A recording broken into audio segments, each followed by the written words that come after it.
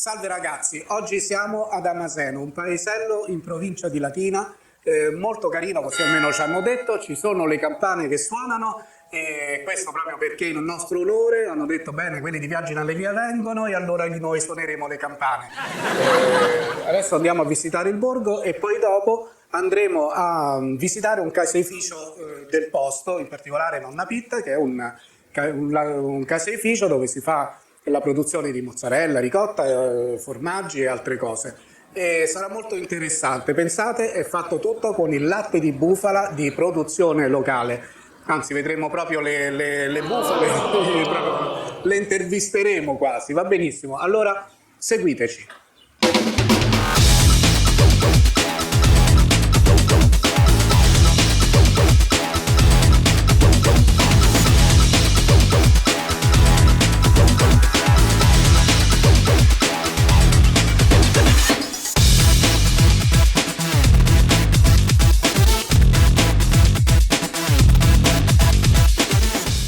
Bene, varcato l'arco principale che segna l'inizio di questo borgo di Amaseno, ci troviamo subito a tu per tu con una bellissima chiesa. Chiedo sempre alla professoressa. In stile romanico, almeno da quello poi che soprattutto si vede dal campanile, sì, ma anche comunque dalla facciata. Sicuramente ci sono queste arcate anche nella porta centrale.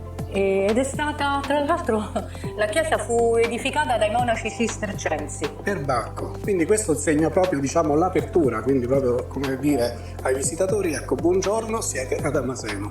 Sì. Vogliamo vedere un po' dentro? Allora ragazzi, io faccio le riprese dell'interno e ci vediamo dopo.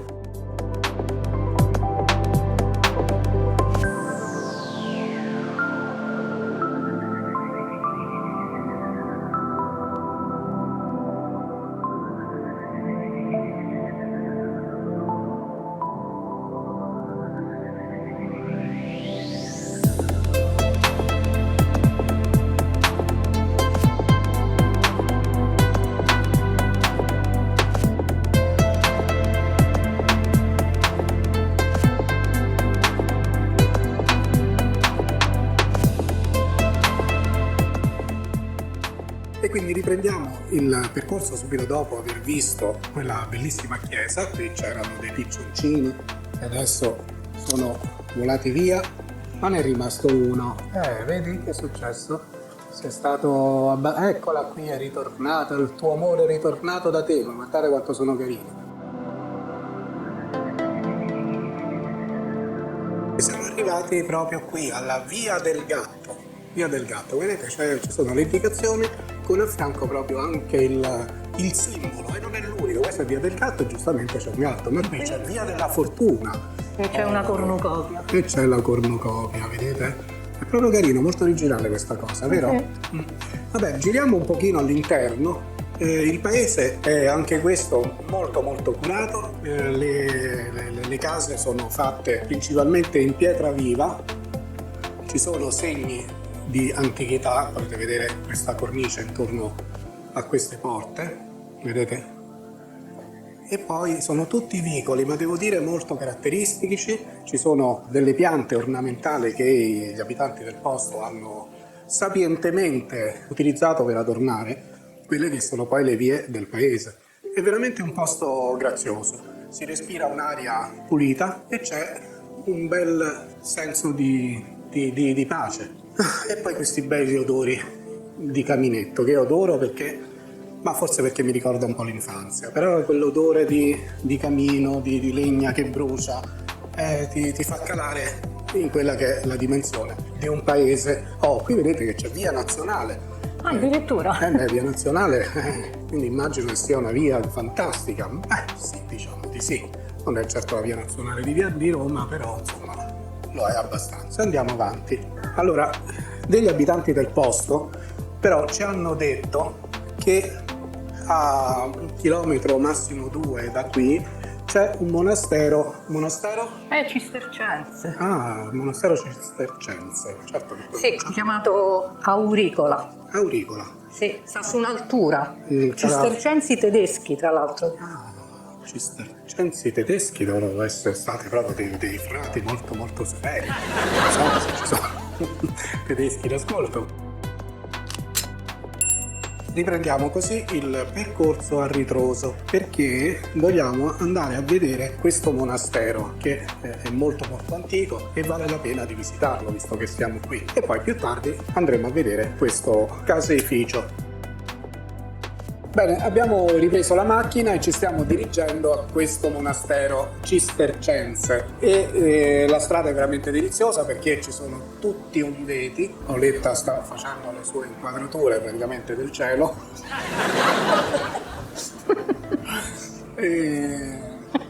Sì. E beh, certo, giustamente il punto clou è il cielo, perché voi chiaramente non avete mai visto il cielo, no? Adesso Paola giustamente ve lo riprende fino a che vi nauseate. Oh, guardate lì davanti, ecco come d'incanto riusciamo a intravedere quello che dovrebbe essere il monastero. Sapete che Paola non inquadra il cielo. Vabbè ragazzi, scherziamo. Indovinate perché scherziamo? Perché siamo Viaggi in Allegria e quindi viaggiamo in nome dell'allegria. Il monastero visto da qui sembra molto molto imponente, anche se piccolino ma imponente, mette un pochino di soggezione e noi andiamo e siamo così giunti al famoso monastero. Devo dire che è veramente veramente bello, grazie al cielo è stato possibile arrivarci con la macchina, quindi non abbiamo dovuto fare alcuno sforzo, quindi minimo sforzo, massimo risultato, che è la migliore cosa in assoluto. Guardate quanto è bella la facciata, è veramente stupenda. Poi ci sono le finestre con le vetrate, queste finestre laterali. Eh sì. Il rosone. Il rosone. Molto bello. Perché poi si chiama rosone? Assomiglia a una rosa? Una grande sì. Rosa? Direi di sì, proprio stilizzata. A me sembrerebbe più una grande margherita, forse si doveva chiamare un margheritone, più che un rosone. Invece no. Voi professori veramente a volte non vi capisco, dovete scegliere un nome e scegliere l'opportuno. Qui vediamo dei santi. Chi sarà? San Benedetto? San Benedetto e qualcun altro. Guardate poi che bella la cornice intorno alla porta di accesso. Purtroppo il monastero è chiuso e quindi non possiamo visitarlo all'interno, però io credo che l'esterno già sia più che sufficiente per renderci conto della bellezza di questa costruzione.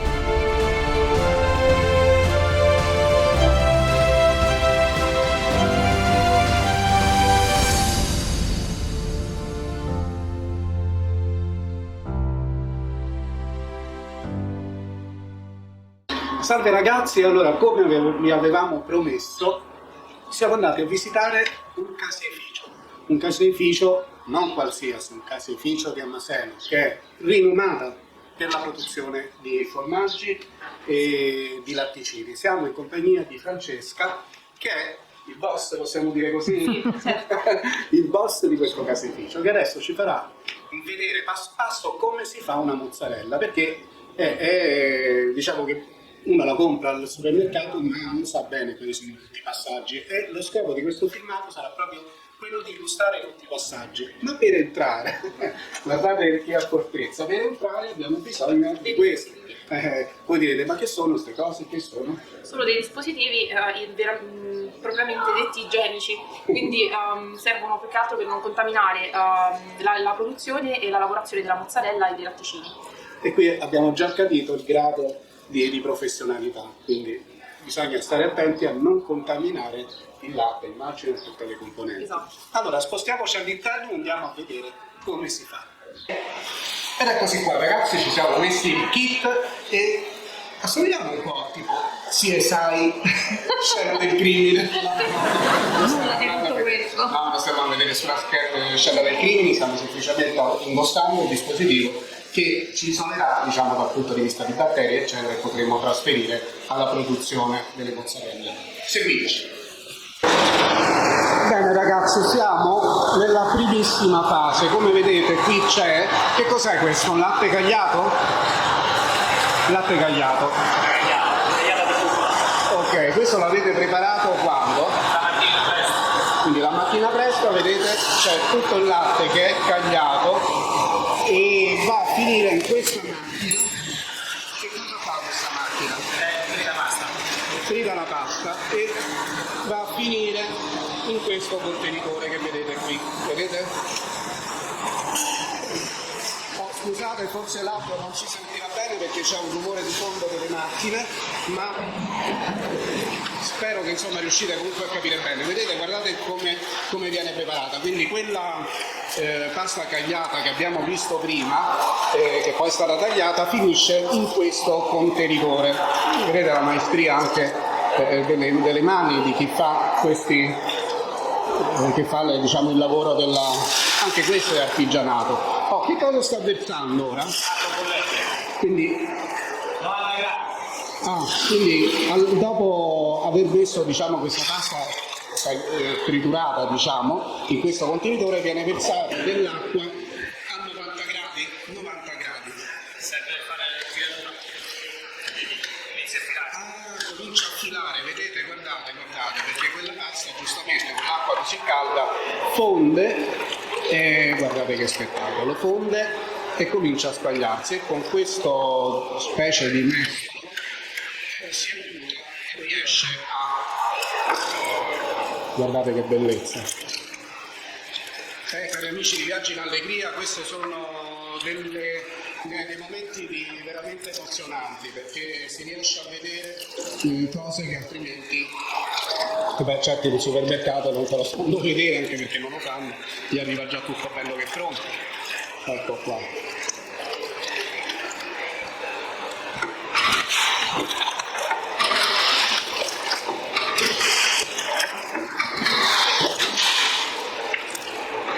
Quindi adesso vedete la pasta ha cominciato a prendere già una certa consistenza, più che altro vedo che si è amalgamata con l'acqua e l'eccesso lo sta mandando via.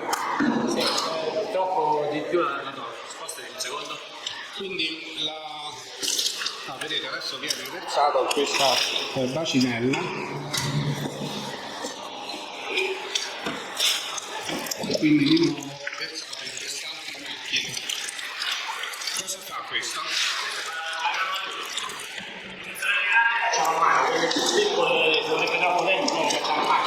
Ah, ok, quindi da questa pasta poi viene fuori la mozzarella. Appunto adesso non so se si è sentito, ma diciamo che quando le mozzarelle sono grandi le fanno addirittura a mano, ovviamente quelle piccole piegherebbero troppo perché loro fanno una produzione diciamo industriale, quindi non è che possono proprio perdere tanto tempo. E allora questa macchina, vedete, da quella pasta che c'è sopra le fa già belle a forma. Guardate che delizia.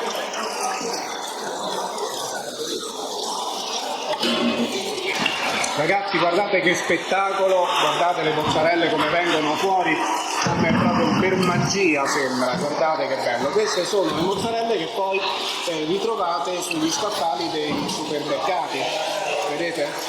Ma avete visto come si fa? Guardate.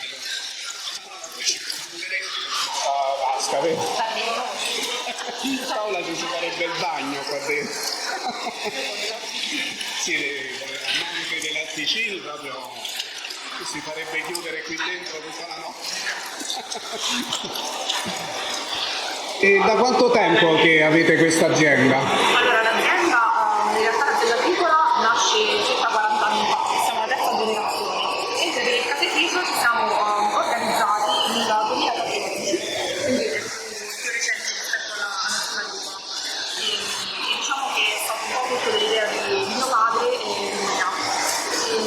Diciamo che il caseificio è una piccola produzione di pochi quintali di latte, adesso fa circa 10, 11 o 12 quintali al giorno. Quindi è la terza generazione. Esatto, come azienda di produzione di latte di bufala. Passiamo adesso in questa zona dove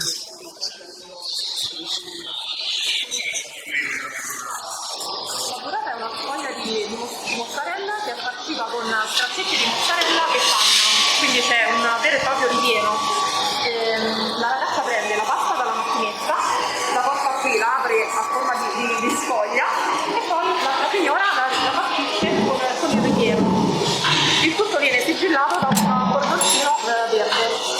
Ecco, il contenitore è come fosse mozzarella e dentro Questa è la stracciatella, quella che si chiama stracciatella, quindi mozzarella a filetti e panna.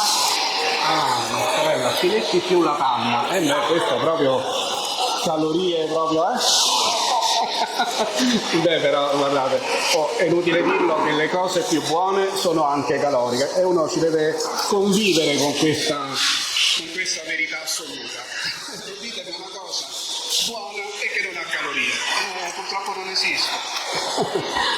Guardate che bello, sono proprio come delle sacche in cui poi dopo viene inserito quel ripieno, chiamiamolo così, e chiuso con questi laccetti verdi.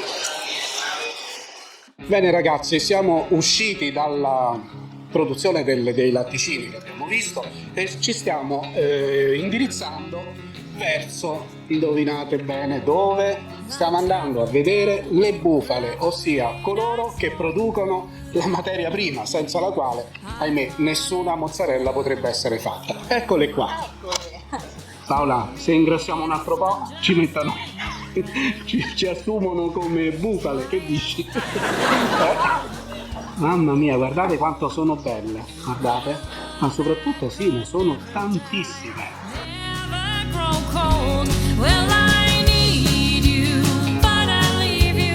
Su ragazze, salutate, viaggi in allegria. Dite ciao. No, forse sto chiedendo troppo.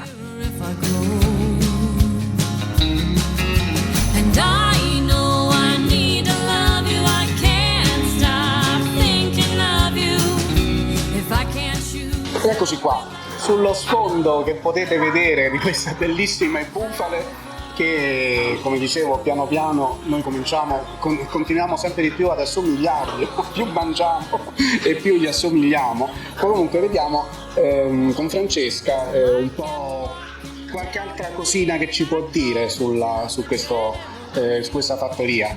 Certo, allora adesso siamo nella zona dove ci sono le mamme, quindi le bufale. Queste sono mamme? Esatto. Quindi ci sono i mamme. Fiocchi rosa pure? Sì, fiocchi rosa, fiocchi azzurri, insomma dipende dal caso. E qui sono tutte bufale in produzione che in questo momento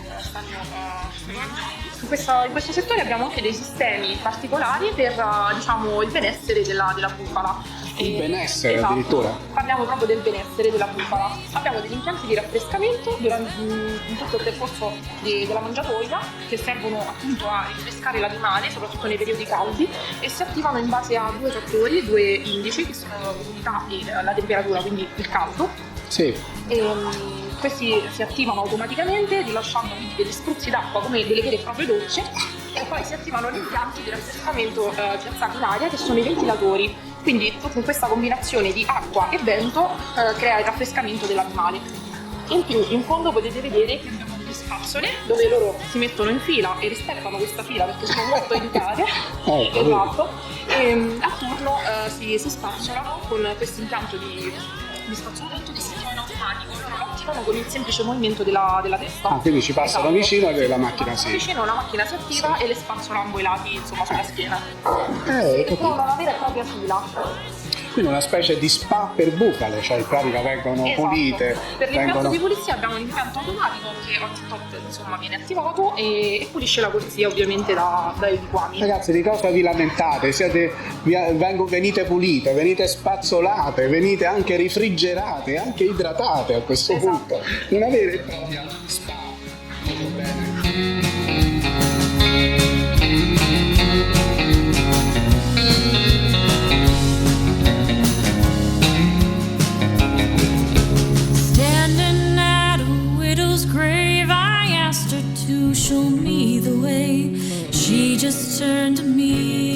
E ora ci stiamo avviando, pensate un po', alla parte dove ci sono i cuccioli, perché poi queste bufale che abbiamo visto, partoriscono, fanno i loro cucciolotti e dove vanno? Ecco, andiamo a scoprire dove vanno. Però strada facendo, Francesca stava dicendo che qui si recupera tutto, anche il letame che producono, vi potete immaginare quanto ne producono, che fine fa? Allora, il letame viene raccolto nelle vasche di contenimento e viene poi separato, quindi da un sistema di separazione che divide la parte solida e la parte liquida. La parte solida viene poi pastorizzata con un impianto apposito e viene rivenduta per creare il terriccio, tipo lo sciame. Il terriccio è quello che uno trova nelle serre. Esatto. Vedi? Mentre la parte liquida viene utilizzata per utilizzare in maniera naturale i campi. Ottimo. In questa sala appartata ci sono, come vedete, dei vitellini, sono piccoli, sono molto graziosi, guardate che musetti che hanno, e qui sono praticamente quelli che sono nati da poco. Vedete? Non voglio entrare per non disturbarli, però vi assicuro che sono, ogni gabbietta di questo ce n'è qualcuno. Guardate quanto sono belli.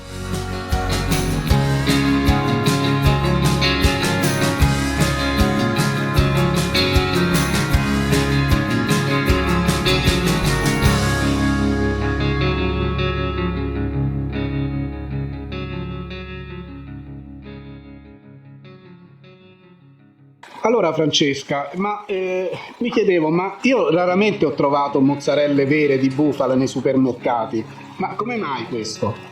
Di solito sui supermercati si tende a trovare una mozzarella di stampo industriale.